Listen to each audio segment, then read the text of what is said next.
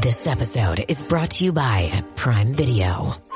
In the small town of Holland, Michigan, nothing is ever what it seems. Behind the tulip festivals and pretty houses lay dark secrets that threaten to tear a marriage apart. Nicole Kidman stars in this darkly twisted thriller about a wife and mother whose quest to uncover her husband's secrets may get her more than she bargained for. Holland, streaming on Prime Video March 27th. You're listening to the Animation Addicts Podcast with the Rotoscopers, episode 116, Kung Fu Panda 3. It's inner peace, man.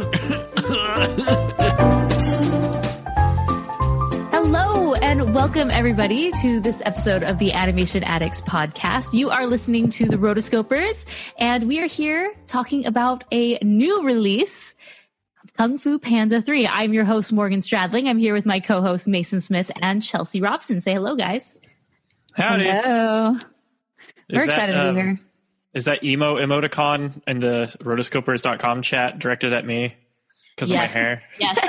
If you are watching live, someone just did a very interesting emoticon that I'd never seen before, but the hair is a perfect semblance of me. It is.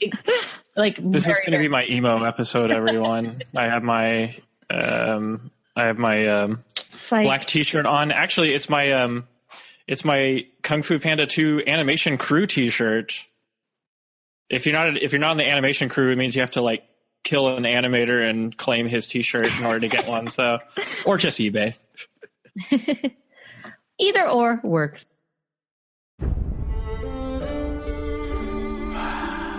Mr. Shifu? Good time? Bad time? Time is an illusion. There is only the now. So now's a good time? Oh, you must take the next step on your journey from warrior to teacher. But I'm no good at it. Oh no! It's the dragon teacher! He's so handsome! What? Paul? Oh, hey, Dad. What's up? You're terrible at it. Who are you? I'm looking for my son. Dad? Give your old man a hug! How do we know he's even related to you? Look at that! Come with me. There's a secret panda village in the mountains. Whoa. Welcome home, son. You look just like me, but a baby. You're like me, but old. Oh, he's adorable! Ow! I'm good! I has returned! Who? The Master of Pain, Beast of Vengeance, Maker of Widows. Okay, I used to work with Oogway. Oh, Master Oogway! Silence! Kai attacked the valley. It's all gone. Now he's coming for the pandas. You must teach them to fight. I am ready.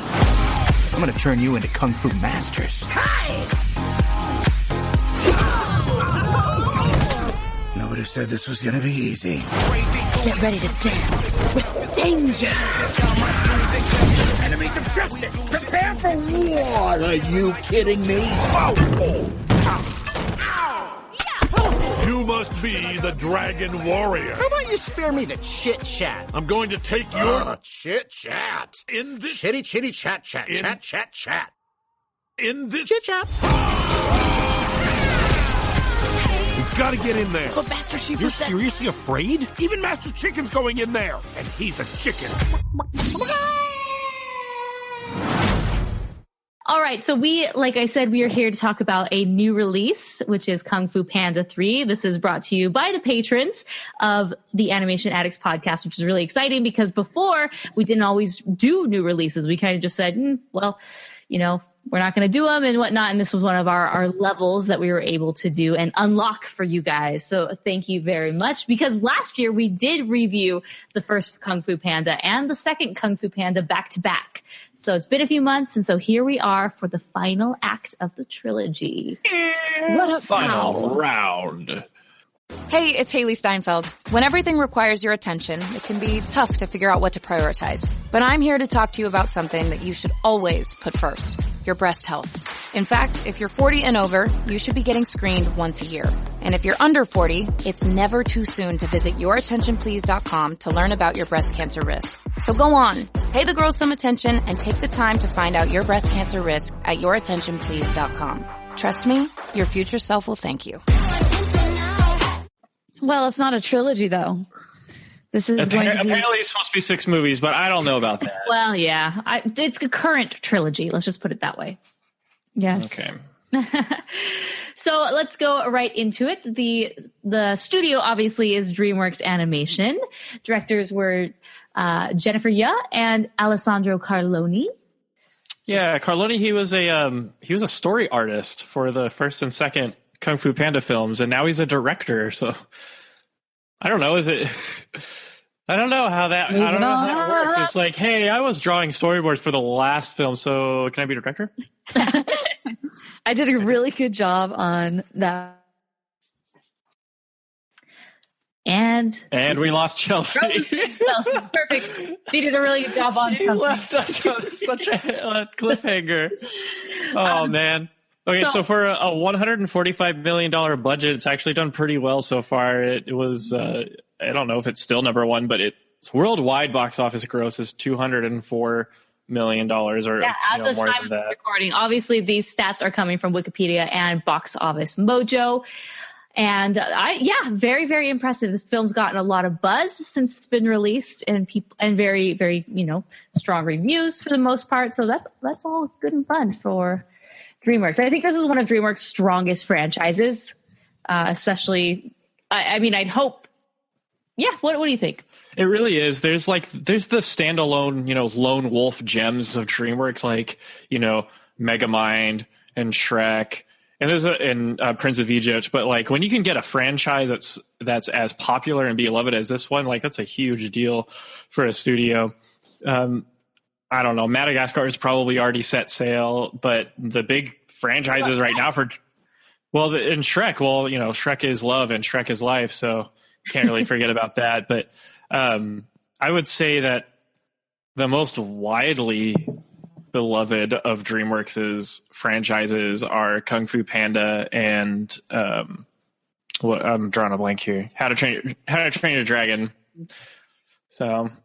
Yeah, DreamWorks is good with their turning films into franchises and really capitalizing on those. And it's good. So for the big ones, I can't complain with having more How to Train Your Dragon films. I can't complain with having more Kung Fu Panda films. There became a point where we were kind of complaining about Shrek. Had a bit too many of those. Madagascar too.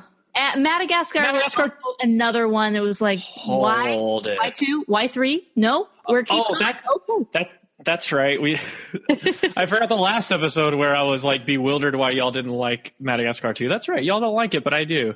I actually like 2 better than 1. Sorry. I liked 3. I thought 3 was actually pretty good. So never saw 3. Speaking of 3, let's get into this 3.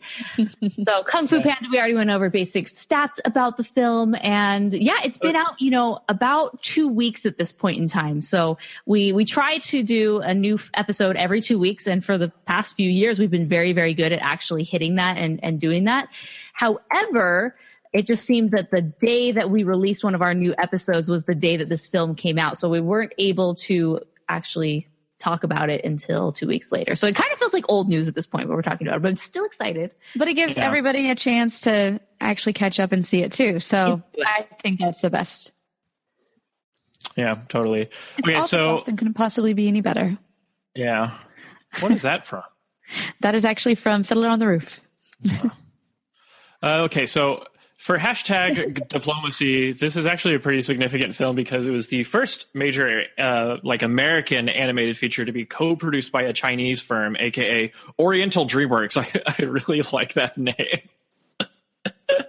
Why don't they make just like a European branch called Euro DreamWorks, Oriental DreamWorks, Euro DreamWorks, Southern DreamWorks, Heartland DreamWorks, Anyway, so Oriental DreamWorks, they produced about a third of this film, and I don't really know the logistics of how that worked. I guess they kind of I don't know. Do they give them like, all right, you get act 1, well, it gets 2 and 3. But anyway, obviously it probably didn't work like that.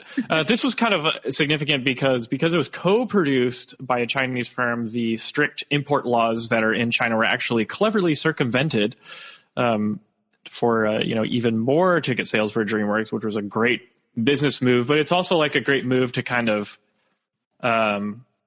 expose China to more of these American animated films that everybody deserves to see, definitely. And what was actually really cool about this, and I don't know how they did this, was they actually made a Chinese dubbed version with Chinese actors, of course, and actresses, but the speech was synchronized. The speech animation was synchronized to the Chinese language track, like the whole thing. Wow, that's a pretty good deal. Like, that's pretty cool. And psychologically, I think it would sell more tickets because I feel like a lot of people would want to see, they would want to see the speech. It would be something magical to see something that was produced in America, but make it work so perfectly in your own language. So I think psychologically that was kind of cool. Anyway, I saw it the week it came out, and it was beautiful as always. What is this? The green film? The first one was yellow. The second one was red. This one's green. Is that how it works? Yes. You got green out of this? What'd you get out of this? Well, there's some I got green. A lot of gold and red. Well, there's gold at the end. There was a lot of green. Yeah. Okay. The Jade film, I guess you could say. Or do I got it twisted? Is it the second one was definitely the red one. Was the first one the green one and this one is the yellow? Oh, no, man. I would say this one is more of the green because everything was jade. Well, yeah, there was the jade.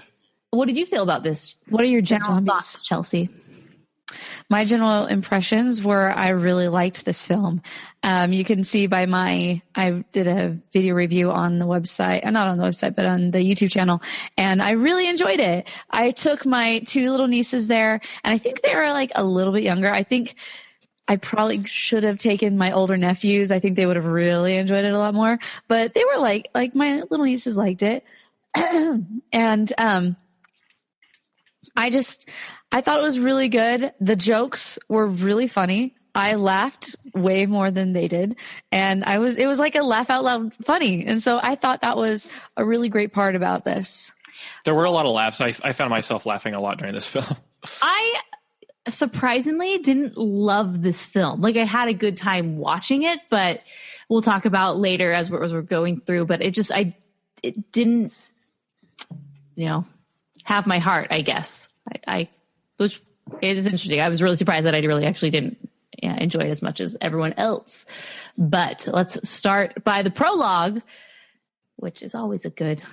The spirit realm. So this is where Poe sends everyone when he skadooches them.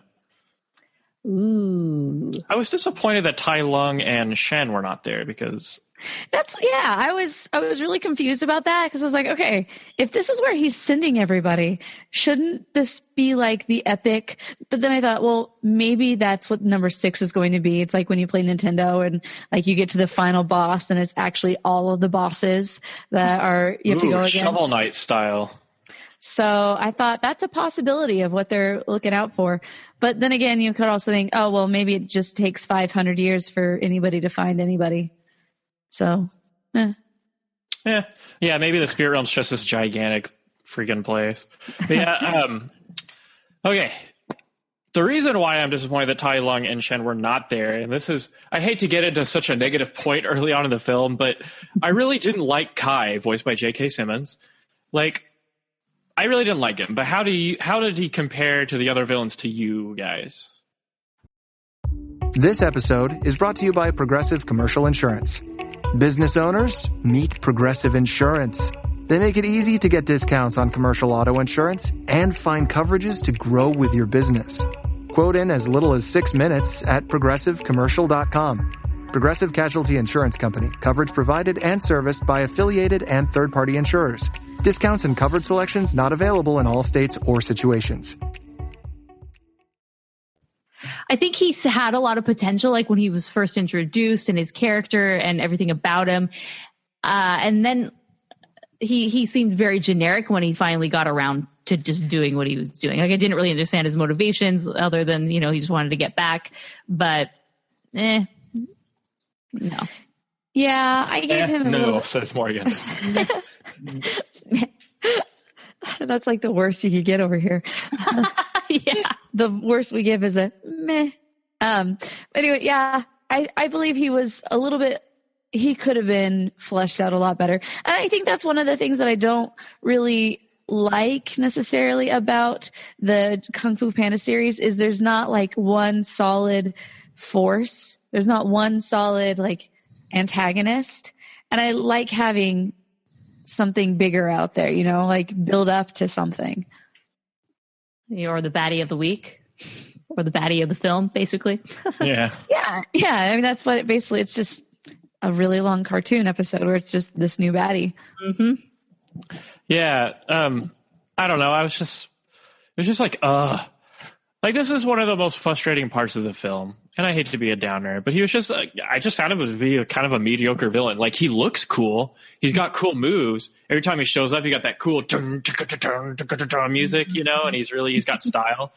But like, I just found him to be kind of a cheapened, watered down version of the two previous villains combined. Like, he's got a little bit of Tai Lung and he's got a little bit of Lord Shen. So Tai Lung, who's like the Oogway betrayed me guy, Tai Lung at least had a little bit of tragedy because of like his relationship with Shifu. Like, he was the protege. He was supposed to be the dragon warrior. And that all came crashing down when Oogway rejected him. It was like awkward, you know, what was Shifu supposed to do?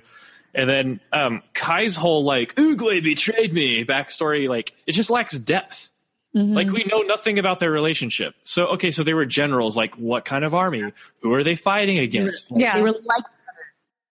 Oh, they were like brothers, but I really didn't get that, you know. Yeah, and I then didn't buy it. And then Lord Shen, who is very much I desire power, who you also see a little bit in Kai. I found Shen, of course, to be the most interesting villain in the whole series.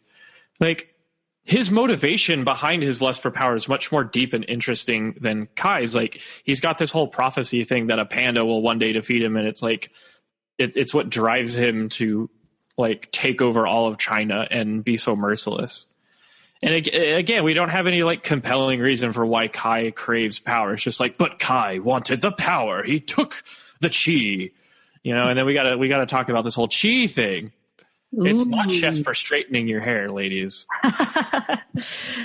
Nice reference. Anyway, I found having used a chi a couple. I'm like, I know that Mason has used a chi, so I haven't used one recently, but I don't know if Shanna has one, but she's got a terrific blow dryer. But yeah, I thought that Kai was cool looking. But I just was not entertained by him. He just kind of fell flat. And I feel really bad saying that. Sorry, DreamWorks. I'd like to work for you one day, but I was a little disappointed. As a fan, I was a little disappointed by Kai.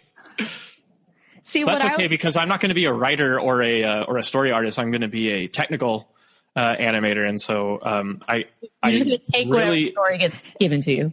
Yeah, I'm going to do that. Technically great. As the riggers and animators do.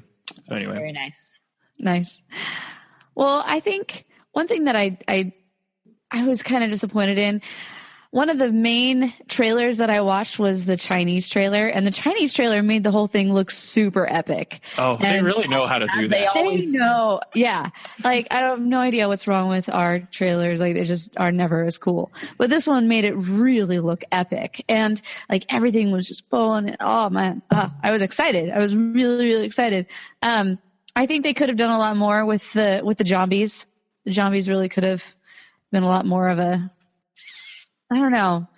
They were just kind of there, and you didn't realize like the depth of, oh, your actual like being is no longer there. I was sad that they took the chicken though. Chicken was cool. Man, Master Chicken. Halt everything. This is my official recommendation to DreamWorks Studios. Just drop the whole Poe thing, make a Master Chicken standalone movie. Yes. Like, I laughed so hard. He's like,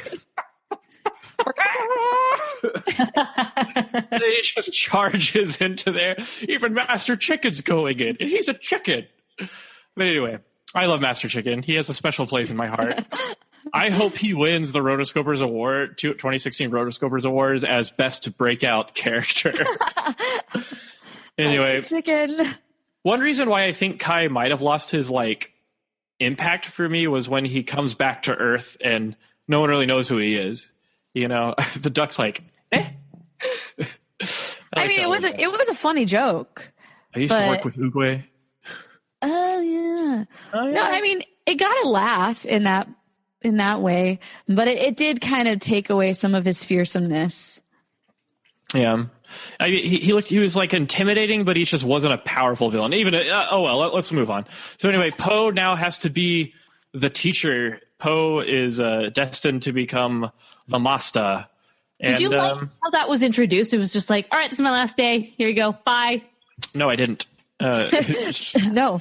Now that you mention it, I do love how Shifu is so much like happier in the sequels. In the first one, I love his personality in the first one too, because he has an inner conflict and he hasn't found inner peace. But now that he's found inner peace, he's just kind of like, yeah. If you look at his face long enough, it's like, that fool's been smoking weed, man. That's a dead giveaway. Shifu's just like, dude, no, I'm leaving, man. Shifu, why are you laughing so much? I don't know, man. You're a master now, man. Take over, man. I'm retired. And it's like, and Oogway kind of acted the same way in Kung Fu Panda 1, so it's like, there's kind of a secret to the inner peace thing. Oh, sorry. If you really loved this film, I don't mean to deface your best thing ever du jour, but I'm just that's just what I got from Shifu's like facial animation. I will never watch these films again. I know, right? All a bunch of pot smokers. There are many morals in this movie, as we will discuss, and one of them is like, inner peace is just a joint away, man. They should start making super like psychedelic style movie posters for Kung Fu Panda. Kung Fu Panda 4, just like, boing, boing, boing, boing, and it was like, anyway. I did like the turning you into you theme. That was a good theme. Of all the themes that they could have gone with. Well, I like because when you first say it, and we see this in the film, they say, "Oh, I'm trying to turn you into you," and everyone's like, "I don't get it. That's weird. I am me." But then when it's actually absorbed and you understand the meaning, then that means so much to that person. So we see it happening to Po, and then we see it later when he's saying it to all of his panda friends. You know, so I liked it, and I thought it was a good little message. And try to be other people. You shouldn't try to emulate what they are and their strengths. You got to do what your strengths are and work on those, and just be the best you that you can be, not the best him or the best her. Oh, very good. Yes, I learned. Yeah. So glad that this hit home. Okay, so that's 2 morals already. And this all revolves around this like chi stuff. So where was Chi when they were trying to fight Tai Lung? Where was Chi when Lord Shen was rampaging throughout all of China? Hey, line upon line, little step by step, man, day by day. Okay. Convenient plot devices that we introduce only when it's convenient. Exactly. There are a lot of convenient plot devices in this film. What other sort of kung fu technique or mastery have we not talked about, which we should talk about? Yeah, in Kung Fu Panda 4, Po's going to go like Super Saiyan and turn into this like gorgeous blonde panda.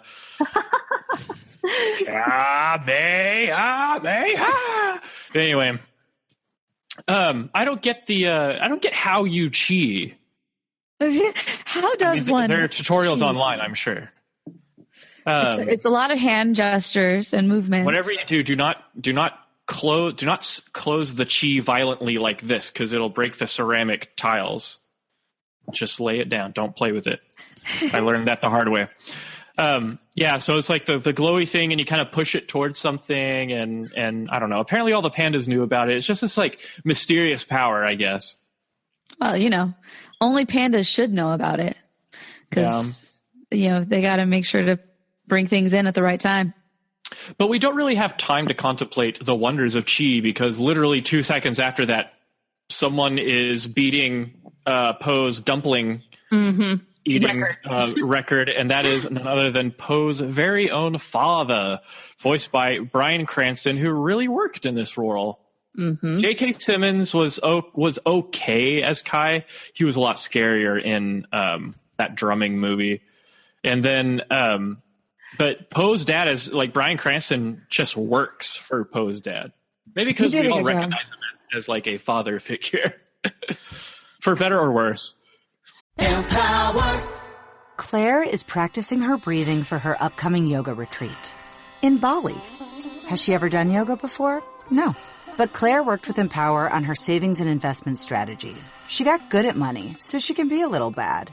Empower. Invest well, live a little. Join our 19 million customers today at empower.com. Past performance is not indicative of future returns. Investing involves risk. You may lose money. Advisory services are provided for a fee by Empower Advisor Group, LLC, EAG, a registered investment advisor with the Securities and Exchange Commission. Om Namaste. Yeah, I mean, here's the thing. Frozen really ruined me because the whole movie, I was just thinking that Poe's dad was just going to turn into the villain. Really? And, yeah. That never crossed my mind. I was just like, why? I don't understand why, but for whatever reason, I'm thinking, oh, he's totally going to turn bad. He's a baddie. I get it. I was like, why? But another reason why Frozen ruined everything. Yeah, Whiplash. Ruined everything. That's what it's called. Thank you, Frank. I really hope. Okay, one of my favorite quotes though. This was one of those parts that I just was cracking up. This part when he was like, "I really hope you find your father. I really hope you find your son. Thanks. Okay, bye." So dead. And they're like, what the heck? Oh, they're so dense. And we later find out that most pandas are very dense. Yeah. I guess they are in real life. They're kind of dummies. Oh my gosh. It's like looking in a fat mirror. There are a lot of good quotes for this. Just rattle them off, Chelsea. Give us the quotes. A couple other good ones is, I can't believe when he's saying, he's like, I can't believe we're taking a picture together. And the guy's like drawing that was a cute little joke. I liked that. That was funny. And then later on when they brought that joke back, when they're like fighting the zombies and they're like, hey, did you get it? Did you get it? Zombies. That's what it was. I forgot about that. That's what you call them. And, the part where he says, he's like, how in the world did you know to come here? He's like, I got a message from the universe. Oh, duh. I got a message. From who? From the universe. From the universe. Oh. Yeah. Oh. That was cute. I've always felt like I wasn't eating up to my full potential. Yeah, it's like, yeah, I love all that stuff. Like, I don't know. I think the funniest part was him meeting his dad and just like horsing around with him, you know. And what's really interesting is that we really get to see like a whole new side of Mr. Ping, his duck dad. And he really comes into it his own, and you can, you get to see a little more of his personality, a little bit of snark there, you know. I like it. He still thinks he hatched from an egg. I was the only one who thought, okay, you've just met your dad. You've been reunited. The most natural question after that is, so where's mom? And they didn't even get to it for another 20 minutes when conveniently, you know, they were talking about it and whatnot. But I don't know. If this were me, I'd be like, tell me about my mom. I'm interested. Poe had a vision of losing his mom. Poe had a vision of losing his mom in the second one, and I think that was actually cleared up because he keeps having the nightmares, and I think in his fight with Tigress or something like that, he like blacks out and he has this vivid vision of what happened, or it was Lord Shen who told him. Yeah, Lord Shen told him. Okay. Lord Shen was like, who never told you what happened to your mother? He told me you killed him. Killed her. No. I ate your mother. I'm just kidding. It's even worse. Lord Shen's like. Anyway, Lord Shen lost his sword, so he like pecks his mom. Anyway, I don't know. I really like how Mr. Ping kind of like, at first he's kind of like the fifth wheel, you know, or the third wheel, I guess. Although you can still work on with three wheels. But anyway, he eventually finds his place in Poe's life, and then he joins forces with Lee as like dad mega combo. Anyway, while all this is happening, Kai basically defeats everyone in the world and turns them into Jade Warriors. Every single Kung Fu master, all of them, are destroyed. And so you're really supposed to believe that a bunch of untrained pandas later in the film are going to be able to accomplish this? Tell me more they're about turning them into themselves, which is a greater power than Kung Fu. So pandas are the most powerful beings on Earth. They just have untapped potential. And once you tap it, that is when. Yeah. You gotta tap it. You can basically destroy it. Yes. Yeah. I have a Mason theory for y'all. The whole defeating everyone, this was all done so that an already massive supporting cast could be like conveniently downsized. True. And be more manageable because there's so many people. Like the Furious Five, just like, all right, they're gone.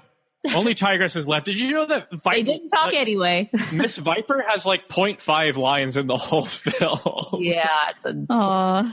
And I thought that Viper was like one of the most interesting ones to see her do Kung Fu because she doesn't have any legs. She's from two different worlds. But anyway, I can always do with less Seth Rogen, so I'm a little disappointed that Mantis had more lines than Viper.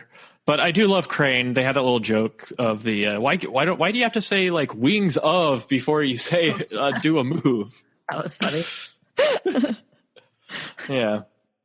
It's like, and then wings of regret. I think Monkey had very few lines. He didn't really do much. Yeah. Like, there's basically this one scene where they're fighting the previous Jade Warriors, and that's when you get to see them in action. Whereas there was so much more like teamwork and stuff in the second one. I don't know. I guess, you know, it's just, there's so much going. That's one reason why why this one was my least favorite of the trilogy, because there was just so much going on and everything felt rushed. Well, and so, yeah, we're introduced very quickly to this villain. Oh no, he's coming this way. And then he attacks and then Poe, he can just suck up your soul like in 5 seconds. It's over. And then Poe just leaves. He's like, "Oh, I got a Master Chi, so see you later. I'll be back." I don't know. Yeah. It was. That's the one thing I felt that this film. That was a great word. Very, very rushed. You know, we're introduced to the villain. We're introduced to this. They go to the Panda Village. They do this. He talks to people. He masters blah blah blah. I just didn't feel like I had a lot of time to get to know everyone before moving on to another like key plot point.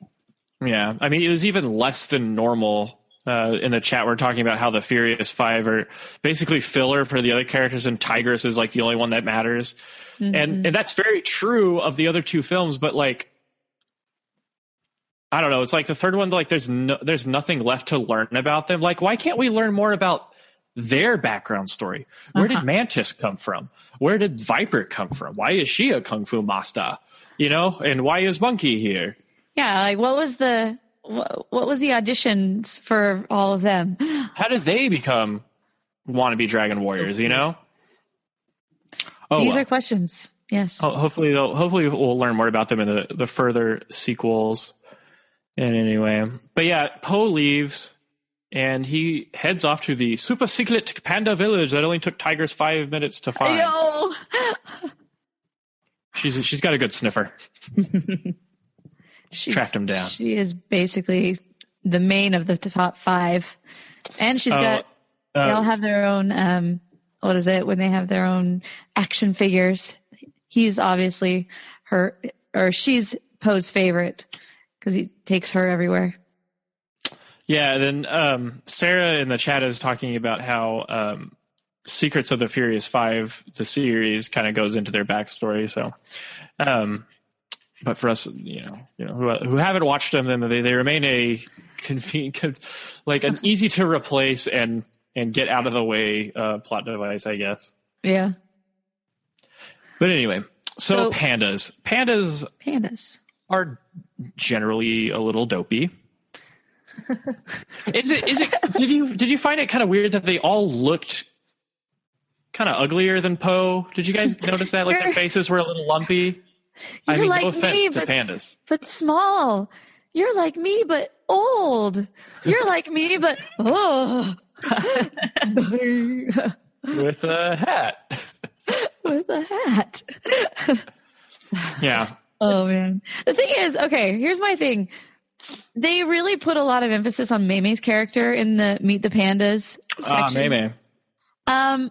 you can really tell that it was written for Rebel Wilson, and she was replaced like not too long before for whatever reason. Yeah, from the very beginning where she does some of her initial jokes, they don't land. And because Kate Hudson, Kate Hudson is not a comedian, and she's trying to deliver the lines, and the lines are funny, but could you just imagine what Rebel Wilson would have done to this role? So that was another disappointing thing, because I guess because I knew it was written for Rebel Wilson, I was looking for that, and I was disappointed in the performance. I'm not sure. Funny. I'm not sure if it was just the lack of just how it didn't land that I didn't like the character, or if I didn't like the character. He wasn't there that much either. Yeah, I feel like it was just like had more of her here. Yeah, and I don't know why you would pick. I mean, Kate Hudson did a perfectly fine job, but why would you go from like this comedian who's just known for just being very outlandish and funny and witty and laugh out loud to Kate Hudson, who very forward. Yes. Yeah. This is most unusual. We needed another comedian, I think, to just slot into that role, but hey. Well, as long as it's not Melissa McCarthy, who I guess would be the next closest bet. I'm so tired of her. What is she going to do for the new Gilmore Girls series? Like, she can't go back to that character. I've never seen Gilmore Girls, so. You've never seen Gilmore Girls? No. I know.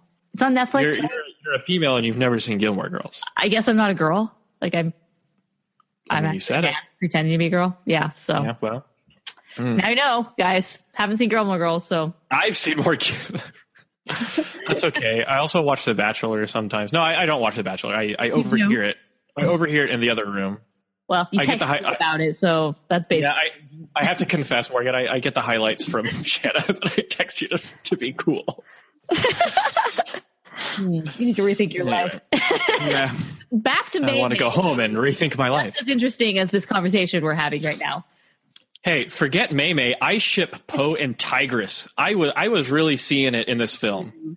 Yeah, I think that there was something happening in this film, and I think if they do the full 6 movies, I hope and pray that that's what's going to happen. Who else ships Poe and Tigress? I know I'm not the only one.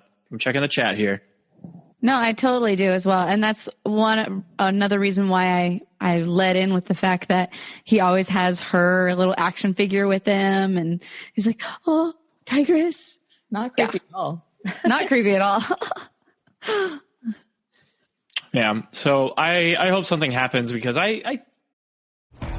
This episode is brought to you by Honda. Introducing the all-new, all-terrain Honda Passport Trail Sport. The most off-road capable Honda Passport Honda has ever dreamt up. The Passport features increased ground clearance, roof rails on all trims, and available specially developed all-terrain tires. And you'll stay comfortable with tri-zone climate control and available features like heated and ventilated front seats and a panoramic moonroof. Learn more at honda.com/passport.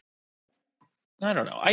Because Tigress is always there to help Poe out with his problems through some sort of combative counseling session, therapy session. It's like she's always fighting him when she's like, you are too weak to face him, and he's like, no, I'm not, and she always like defeats him, and she's like, I'm right, you're wrong. Isn't that how marriage works, though? So I really think it could happen. Oh my gosh. The signs are there. Anyway, I vote Poe and Tigress for the win.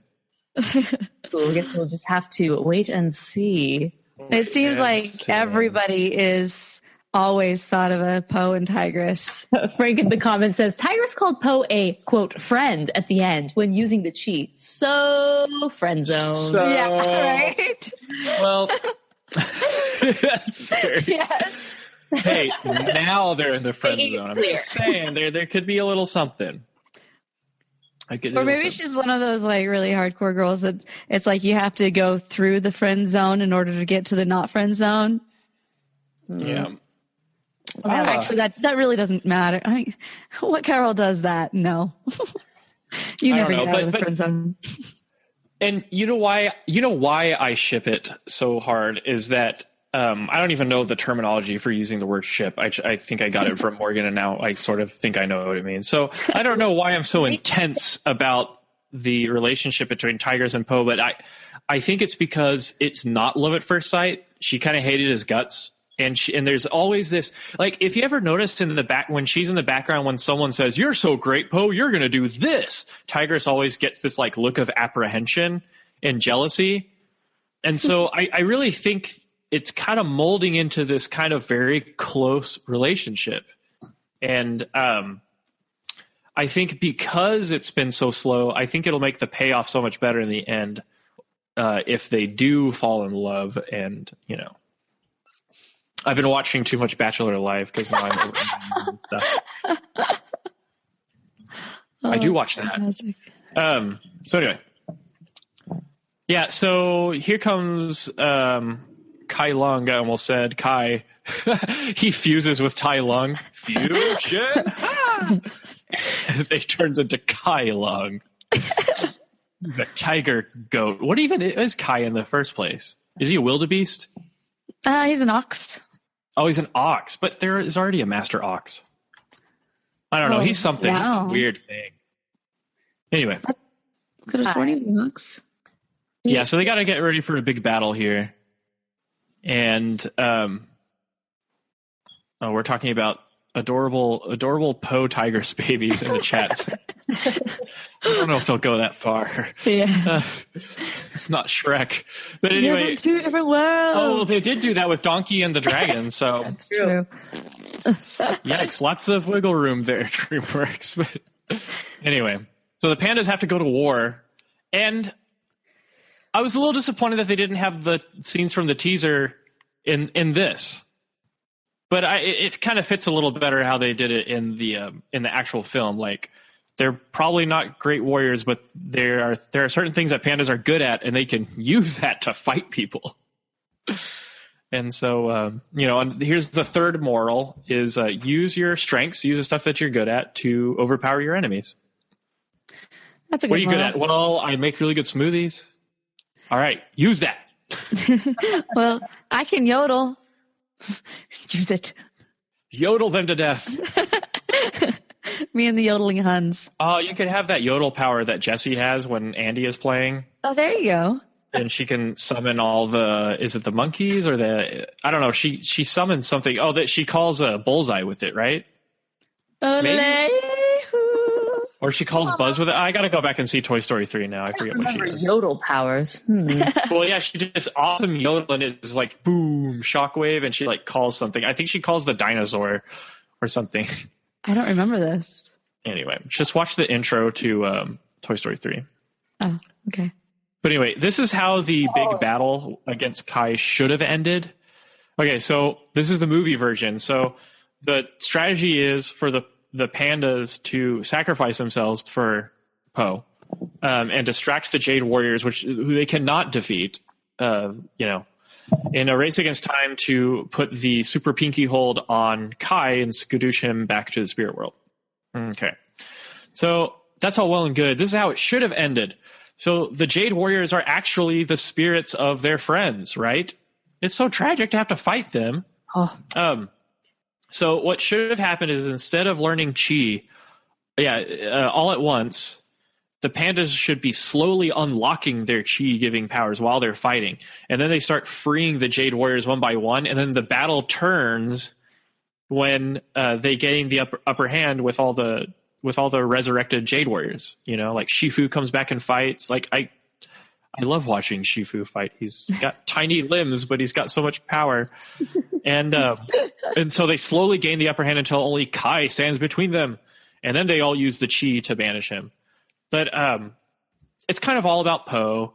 And he realizes that he has to indeed skadoosh himself in order to win the day. So moral number 4, sometimes you just got to skadoosh yourself. Which brings them back to the spirit world, or the spirit realm. And this one's definitely not. Everyone is just in the spirit realm no matter what. There's no spirit realm paradise or spirit realm prison, where the good and bad spirits go. But that's okay. It makes it convenient that they can all kind of fight and do their thing together. Woot woot. And Po becomes master of Chi. Yay! I like when he summons the dragon spirit and the dragon starts moving and talking like him. It's like, hey. Oh, and then I love the chatty chit chat or whatever. Chat. Chit chat. And he's like, all right, well, I have come to chit. Or he like turns around and does it again. I don't know. That was a really cute moment. I love the anti-monologuing campaign for villains. Gotta catch them monologuing. Gotta catch a monologue. Gotta catch a monologue. Gotta catch a monologuing. Gotta catch a monologuing. Gotta catch a monologuing. Oh man, I know it's about destiny. Anyway, the staff is really cool. Monologue. Monologue. Got a monologue. Gotta catch a monologue. Yes, that monologue. All right, sorry. It went way too far. Okay. Oh my God, that's so this whole Chi thing. I like it how once again the hero protagonist learns in 5 seconds what it takes other characters and supporting protagonists to learn in 30 years. It takes them 30 years to do. Like whatever happened to hard work and patience, folks? Nope, that does not appeal to millennials. Therefore, no. It definitely did not. Yeah, I gotta wait 30 years. Like what? Yeah, it's like now. I want it now. But Daddy, I want it now. Oh, Veruca Salt from Willy Wonka was like the perfect model for millennial. All right, how much for the golden goose? Oh my goodness. Yes. I want it. I want a party. She was a bad egg. Anyway, such are millennials. So which brings us to our fifth moral of the movie, which is everyone can be instantly the most amazing, awesome thing ever because everybody is the chosen one. And when everyone's the chosen one, nobody is. Would be. Yep. And that's the fifth moral there. I don't know. I was a little upset about that, but of course, for like the movie story flow reasons, like Po has to be the special destined one to learn Chi. Plus, he's a panda, so it, obviously he descended from everything back. Yeah, he's a panda, so he doesn't. He kind of has he actually has a pretty well built-in excuse for doing instantly what took other characters so long to do. So, and he was nice enough to teach it to everyone at the end. Once again, everybody is the chosen one. I just feel like what is going to be next with this now that everybody knows Chi, which is Yang. Yeah, there was the yin yang symbolism there. Chinese zodiac. And that'd be cool. An actual dragon. Mm-hmm. There you go. Rat warrior. Zodiac is actually the ultimate villains. All 12 of their powers combined, they are unbeatable. This was turning into Dragon Ball because Omega Shenron turned into the bad guy at the very end. But anyway, this is another awesome thing from Frank, is that Po, a good point, Po learned inner peace in the second movie in only a matter of days, and he also learned the super pinky hold, just on the side while he was training in the first movie. So Po's a very fast learner. Him and Jasmine should compare notes. Nah, that's going too far. All I'm saying is they should compare notes and hang out. We should hang out. Agreed. Agreed. Yeah. I don't know. So Po, do you think Po's going to keep his cool costume, his Master of Chi costume? I did like that Master of Chi. I mean, the costume, the cape was cool. The staff was the coolest. I mean, just the eye just hovers there. Oh yeah, that was cool. Yeah, it's kind of cool. But anyway, and then one final look at Oogway, who is cool now at the spirit realm. Oh, the sick day struggle is real. But with Diamond Tap, it doesn't have to be. Children's Diamond Tap works quickly to soothe multiple bothersome cough, cold, and allergy symptoms in a single dose. Our fast-acting formulas are designed with kids in mind, so they get everything they need and nothing they don't. Available in liquid and on-the-go chewable tablets. Tap the banner now to shop at Amazon and say goodbye to the sick day struggle with Dymatap. Use as directed. I like how a lot of villains are like, yes, give me the power. And then the main protagonist is like, fine, take all my power. And he's like, yes, I can feel it. No, it's too much. No. The universe is mine to control. The universe. Yes. It'll be the living space. Exactly. Unlimited power. Too bad the Emperor in Star Wars didn't explode. So here's another question. If Poe now can beam basically between worlds, is he considered immortal? Maybe he is the supernatural guy now. I don't know. That's interesting. Like that was my other question. Well, and then no, he can do it while he's alive, but once he's dead, he probably can't come back. Yeah, because remember, he has to kill himself. He has to skadoosh himself every time. That's actually not that hard. You just do the thing. Anyway. You just do the thing, yeah. So Mason found 6 messages. There's more morals. Oh yeah, how many? What other morals did you get? There's another one where I don't know. One thing I did really like about the film was Lee and Ping. They kind of worked together. You know, Lee had of course, it had a "you lied to me" moment in the film, but it wasn't the main protagonist that lied this time. Way to go, DreamWorks! Y'all did great. Yeah. Because when Lee realizes that he's messed up and he has to fess up to Poe, and Poe gets really mad, Ping offers him a word of advice as his adoptive father, you know. And then they kind of, I guess Lee kind of helps Ping kind of loosen up and warm up to pandas. And who can't do that?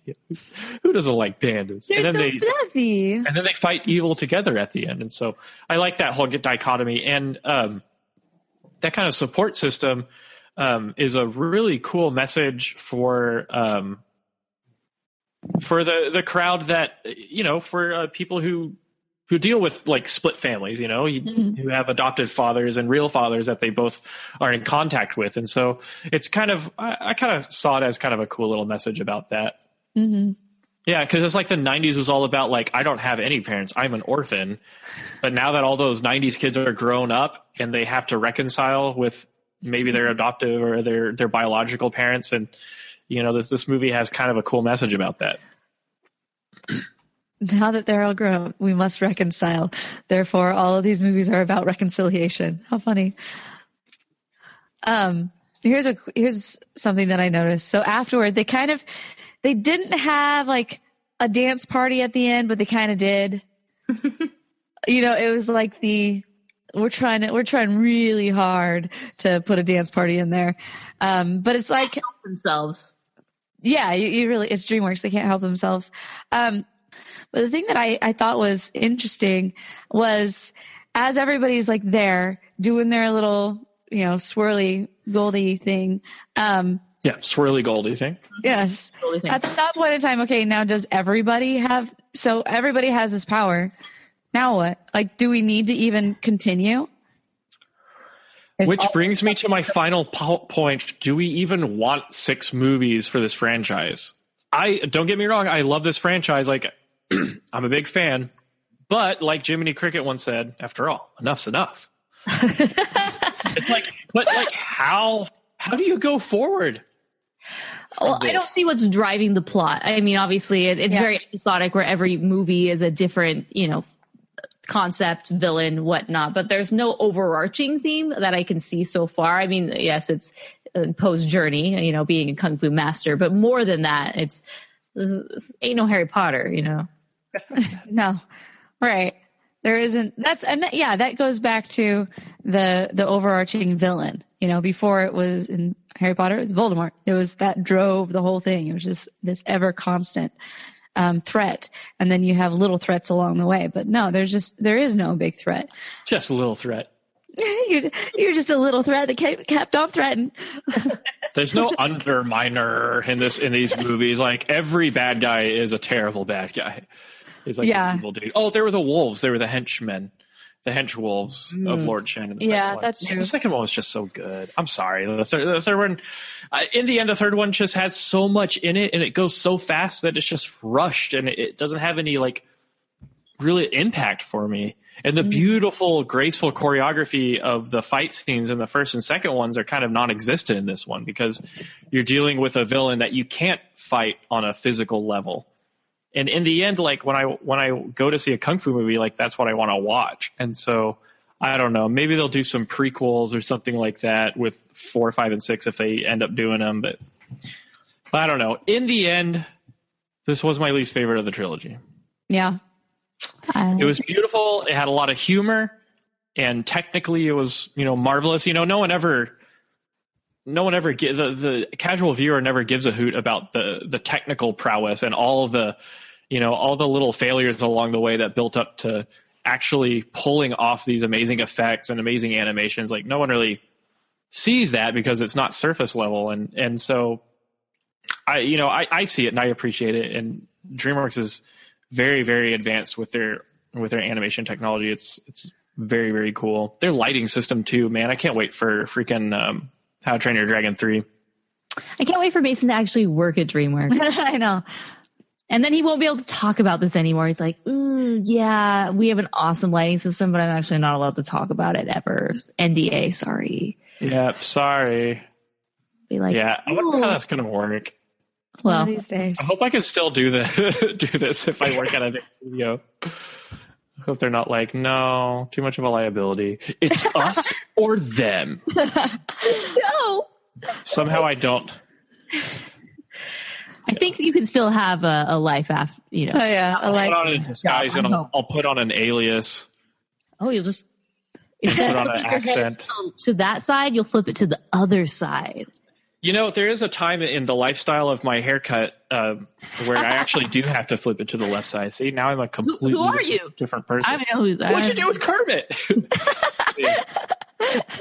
Yeah, I can always slick it back here. There we go. Oh, wow. I don't know who this is, but welcome to the podcast. So we were just barely to our readings. I'm British, Mason, because my British accent is notoriously excellent on this podcast. Because I now have an outlaw for an in-law. So I will go first. I will rate this film 3.5 stars. It didn't do much for me, and I was really excited about it. And then other people had seen it before I got the chance to, and they were quite raving about the film.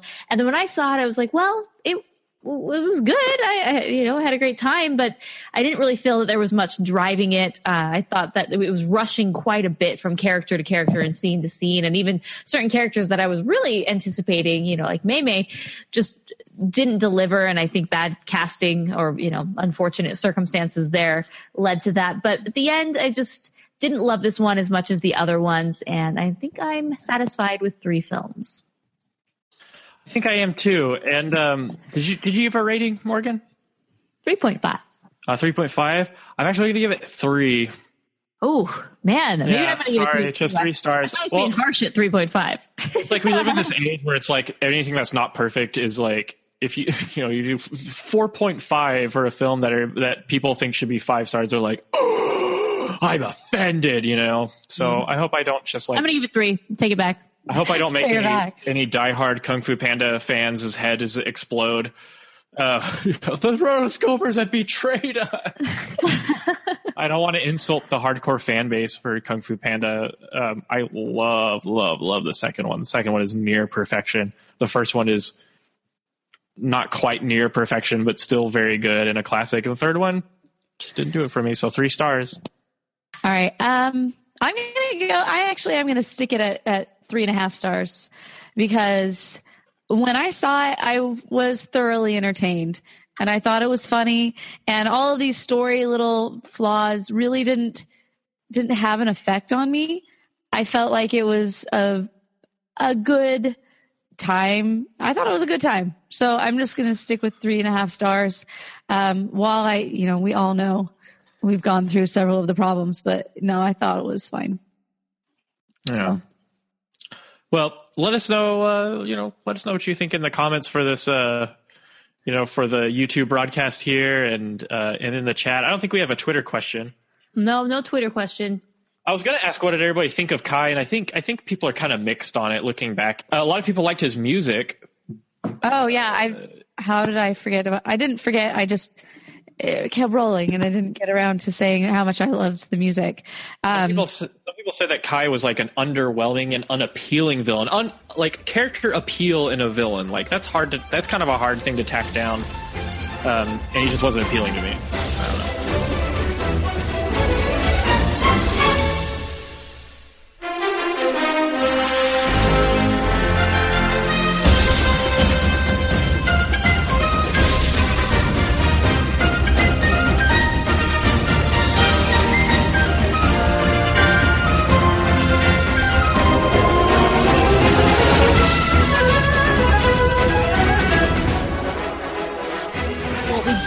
A lot of voicemails that were sent in. 5 different voicemails. 5 voicemails.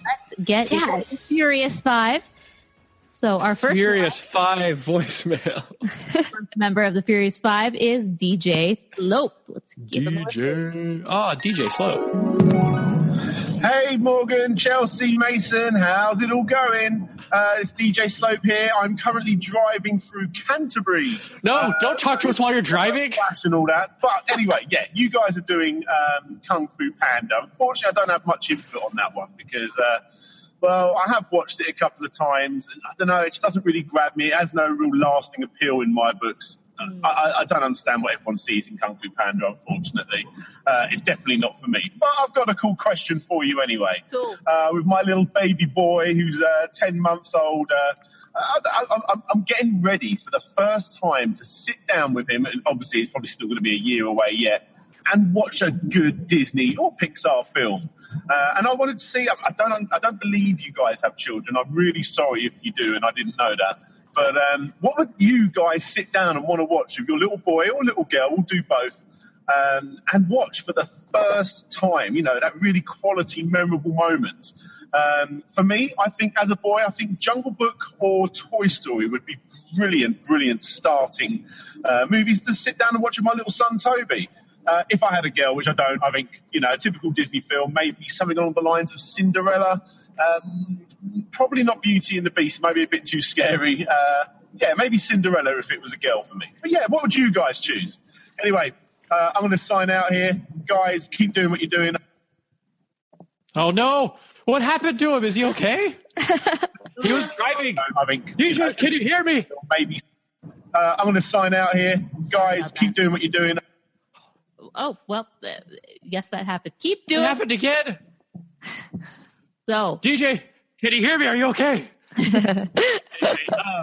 Okay, Toy Story and or Jungle Book are terrific choices, DJ Slopes. So definitely follow your heart on that one because it's in the right place. I think my very first animated film was Peter Pan. Ooh. And so I think when we get around to having kids, I think that might be one of the first, if not the first. Well, I like Toy Story, and also what comes to mind is Beauty and the Beast, but he did say it was kind of scary, but I think when you're 2, you can handle it. I do remember being scared the first time I saw Beauty and the Beast. Like there was this one part where he was so mad and he turned his cape, and I remember myself being like, oh my gosh, no. The cape? Yeah, that was he just I don't know, he was just angry, just and he slammed the door. I was like, oh, anger. Yeah, before he even said that, I was gonna go for Cinderella for the girl. For boy, man, there's a lot of good ones. Boys can watch Cinderella too. Yeah, those rats are hilarious. They are. So, but I mean, yeah. Well, either one. You're watching Cinderella. All right. Cinderella's a good one. All right. Our next voicemail is from Jack. Rotoscopers Atlanta. I just want to give my quick thoughts on Kung Fu Panda 3. I gotta say, the backgrounds, I wish I had them as a wallpaper now. But onto the movie itself. Did you guys think that Poe's character arc was a little recycled from the previous installments? I certainly did. But I'm not sure where else they could have gone with it. But as good as it is, I liked it a lot. I would give it 3.5 stars. It's consistent with 1 and 2, but I think it could have been a little stronger if they tried something a little more different with Poe's arc. And I gotta admit, the fat jokes get really tiring after a while. Thanks, and keep up the great work. Bye. Yeah, about that. Those fat jokes. Yeah, you bring up some good points there, definitely. So he said he liked it a lot, but rated it 3.5, which is kind of like us. We enjoyed it. We had a good time, but it didn't feel like it was really bringing much new, exciting, whatnot. So, yeah. I felt the exact same thing. We will go next to Joshua. Hi, this is Josh, and I was just calling to say that I really did enjoy the third Kung Fu Panda movie, and I was just wondering if you guys were ever considering reviewing a true Disney classic when it comes to the movie Bambi.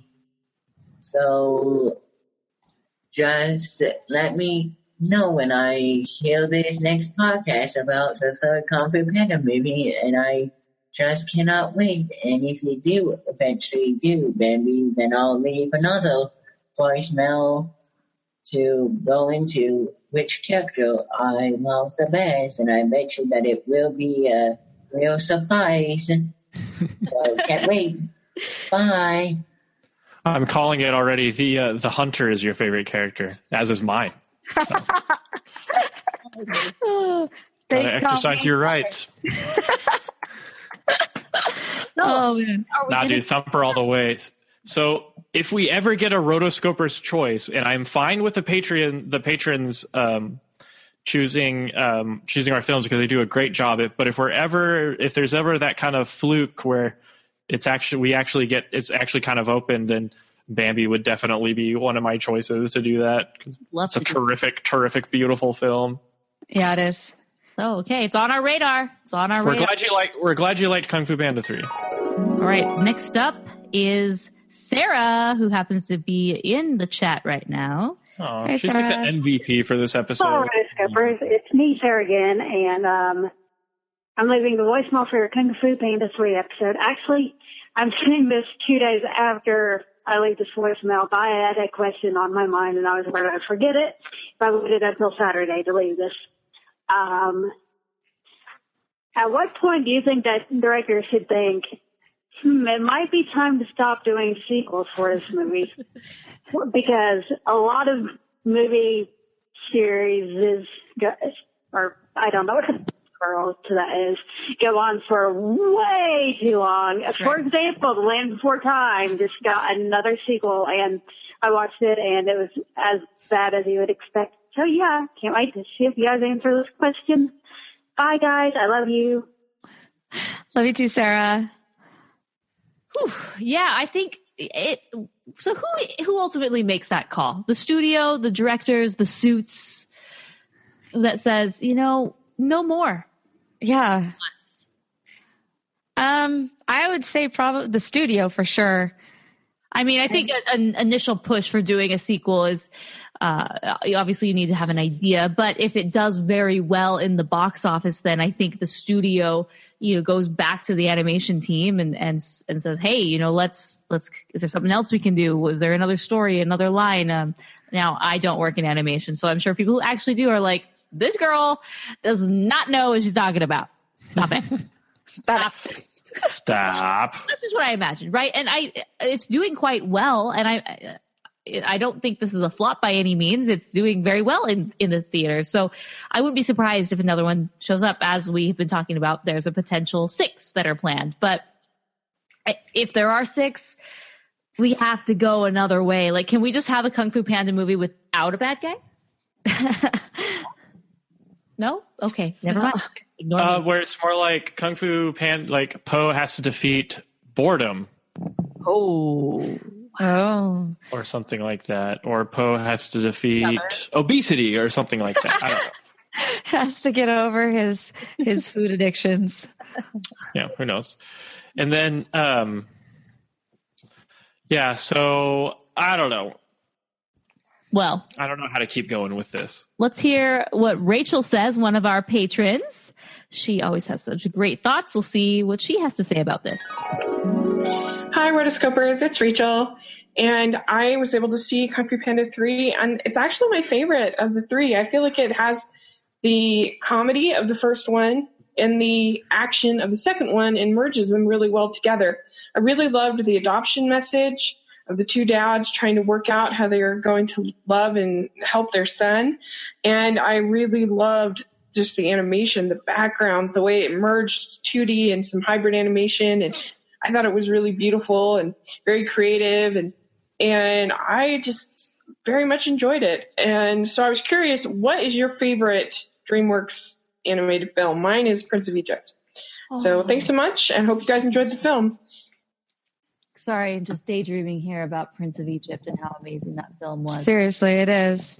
So I had a Prince of Egypt reference today at work. So we use this program called Slack. And anyways, it's just kind of like a way that people can communicate, and they have different streams of conversations and whatnot. And there's a thing in Slack where you type \Giphy or /Giphy and then your word, and then it will randomly populate a GIF for you. So if you're having a conversation, instead of spending all this time looking for the perfect GIF, you can just go and type / or /Giphy and then the word. And so I typed in, someone was saying something like, this is, it plagues me or something like that. So I, Giphy plague, and the plagues from Prince of Egypt came up, a perfect GIF of Egyptians trudging through the blood water. I was like, yes. Yes. Very happy about this GIF. So, however, bookmark that one right there. My favorite movie from DreamWorks. Prince of Egypt and Shrek. I mean, you got to go to the early days. They are so good, and in completely different ways. Shrek, because it really did break boundaries. It was totally new for the time and really changed the trajectory of animation and kind of humor and storytelling.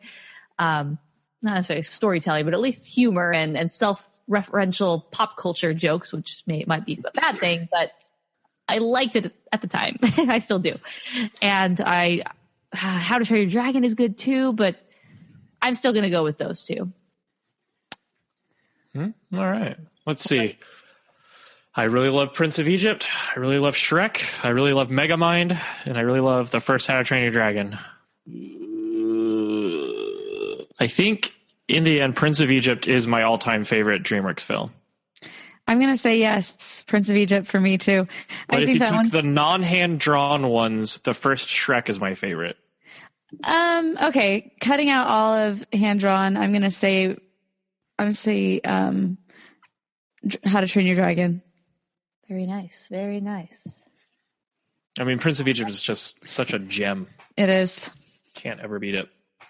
Okay, Definitely one of my top 5. That is everything for this episode. Thank you, everybody, for joining us for our Kung Fu Panda 3 episode. You guys made this possible. You made it possible so we could go see the movie in theaters and pay for our tickets, and then pay for all the patrons who help support the show, which allows us to keep this up and running. There are costs associated to running a podcast and keeping it up, so you can go into the backlog and you can listen to some of our old episodes, or everyone's favorite episode 1, and going back talking about DreamWorks, how some of the earlier ones are the best. I do think that episode 1 is quite good. We never got better after episode 1. Ever since. It's just been downhill from there.